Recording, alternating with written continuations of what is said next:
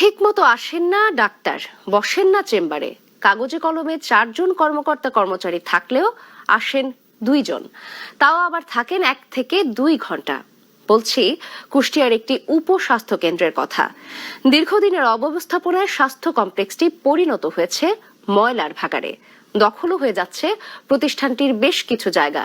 ফিরে যাচ্ছেন রোগীরা, পাচ্ছেন না কাঙ্ক্ষিত সেবা। এটি কুষ্টিয়ার কুমারখালী উপজেলার চাপড়া ইউনিয়নের একমাত্র উপস্বাস্থ্য সেবা কেন্দ্র। ঘড়ির কাঁটায় সময় 12টা। নেই কোনো ডাক্তার বা কোনো স্বাস্থ্যকর্মী। ডাক্তারের রুমটিও পড়ে আছে অরক্ষিত, ময়লার আবর্জনায় ভরা।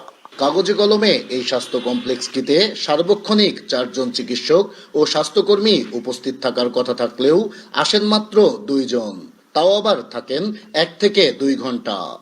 এর আগে একদিনকে আসছে, ওই দিনকে বলছে যে আমরা উপজেলাতে যে উপজেলা স্বাস্থ্য কমপ্লেক্সে যে টিএসসি ম্যাডামের সাথে কথা বলবো। তাহলে বলে গেছে টিএসসি ম্যাডামের সাথে কথা বলবে, কিন্তু ম্যাডামের সাথেও কথা বলাই নাই, ভূমি অফিসও হয়তো জানাই নাই, ওনারা এখন ভাই আমাকে কোনো কিছুই জানাই নাই। দীর্ঘদিনের অব্যবস্থাপনায় জরাজীর্ণ হয়ে পড়েছে ভবন। স্বাস্থ্য কমপ্লেক্সটি পরিণত হয়েছে ময়লার ভাগাড়ে।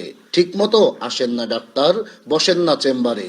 ফলে কাঙ্ক্ষিত সেবা থেকে বঞ্চিত হচ্ছেন এ অঞ্চলের সাধারণ মানুষ। ডাক্তারও হয়তো থাকে না, এমন এক সময় বন্ধ হয়ে রয়েছে, এমন এক সময় ভালোই দিচ্ছে। আগের এক ডাক্তার তো সে তো মাসেও একদিন আসতো না, খালি সই করে বেতনটা নিত। 1983 সালে 80% জমির ওপর 35,000 মানুষের চিকিৎসা সেবা নিশ্চিতে প্রতিষ্ঠিত হয় এই উপস্বাস্থ্য কেন্দ্রটি। তবে কর্তৃপক্ষের অবহেলায় প্রায় 46% জমি হয়ে গেছে বেদখল। দিয়েছেন ইটের প্রাচীরও।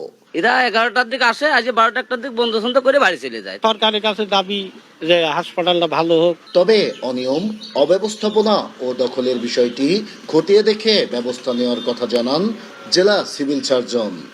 আমরা ডিপার্টমেন্টালি ওইভাবে তদন্ত করে, যদি তদন্ত টিম মনে করে যে না তাকে ডিপার্টমেন্টে রাখাটা ডিফিকাল্ট, তাহলে আমরা সে অনুযায়ী আমাদের ডিপার্টমেন্টকে জানাবো। আর প্রায় 1.5 লক্ষ মানুষের চিকিৎসা সেবা নিশ্চিতের একমাত্র উপস্বাস্থ্য কেন্দ্রটি দখলমুক্ত করে অনিয়মের সাথে জড়িতদের বিরুদ্ধে ব্যবস্থা সহ আধুনিকায়নের দাবি স্থানীয়দের। নাইদা সান্তিতাস, দেশ টিভি, কুষ্টিয়া।